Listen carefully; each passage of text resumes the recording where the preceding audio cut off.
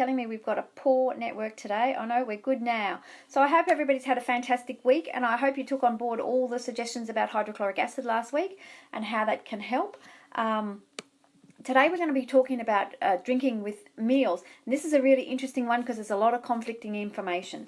So on the one hand, we have people telling us to drink water with meals, and this can help fill us up and help us lose weight, all those sorts of things.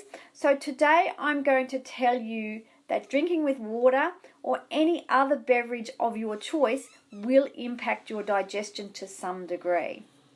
So remember last week when we were chatting about hydrochloric acid in our stomach and how we need it to break down the food.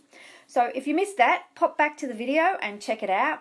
Our stomach likes to maintain an acidity level of about 1 to 2 on the pH scale. This helps us break down proteins, it stimulates our digestion and our digestive enzymes, and it helps with the absorption of vitamins like B12, which also help with our digestion.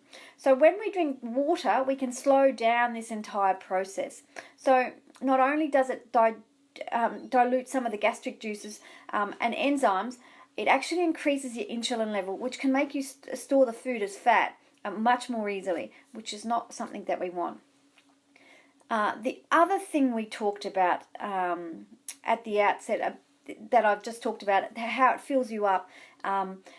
So what happens is you fill up on the water and you don't eat as much. And then instead of being able to go to a 4 to 5 hour stretch, which is really great for digestion, you're then hungry in 1 or 2 hours or 2 or 3 hours. That can be problematic. The other thing I notice is people use water or liquid as an alternative to chewing, which if you watched the video last week when I talked about chewing, you'll know that this is a critical part of digestion and absorption. So if you're not chewing properly, you're not going to get the total benefits from whatever's happening with you. So the other thing with me, so for drinking water with meals or any liquid will increase your chances of heartburn, reflux, bloating, gas, indigestion, and nutrient malabsorption. So all those things. Okay, I hear everybody saying, but what about my medications and what about my supplementation that I have to have? And my naturopath has told me that I have to take it with meals. You can still have some liquid, but just not a lot. You know, there's a difference between having a whole glass and having a little tiny bit.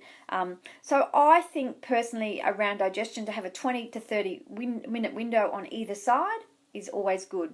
So if you've got to take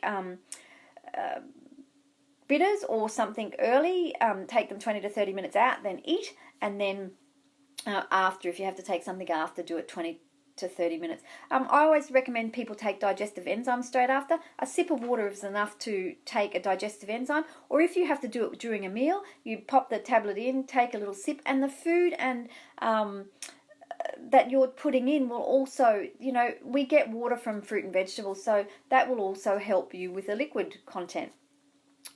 So the other thing that I often see is people with tea and coffees with their meals.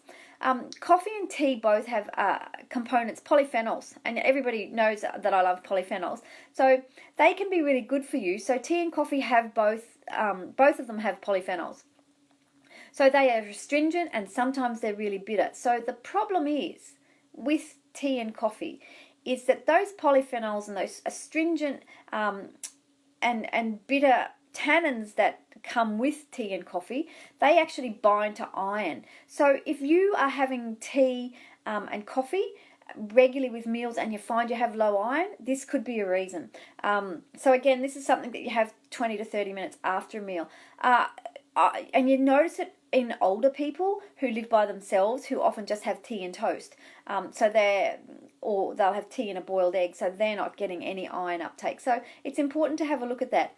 Coffee, I think, can be useful after a meal as it has lots of bitter properties, and bitter helps us to improve our digestion. So I always say rather than drink coffee, hi Margaret Therese, rather than drinking coffee before your meal, drink it at the end of the meal, because then you can have get the benefits of the bitters and the digestion helping with that. So that's good.